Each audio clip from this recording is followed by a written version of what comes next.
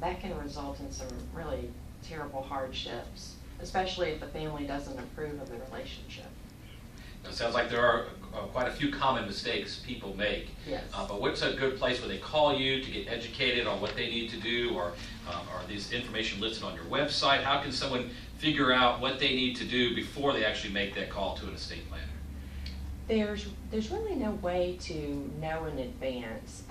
I would say call an estate planning attorney, and if you feel comfortable with the people on the other end of the phone, then that's probably a good sign, because you're going to need to tell this person everything.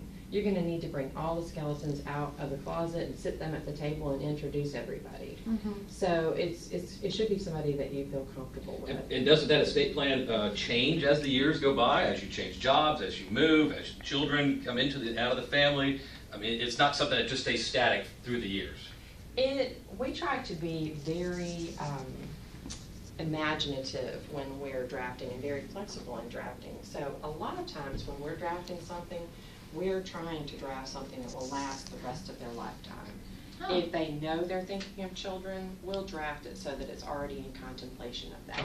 Although I will say that we tell all of our clients, if you have a baby, if you bring the baby to our office, we will add their name for free, but you have to bring the baby. Shameless plot to get babies in the building. Cute.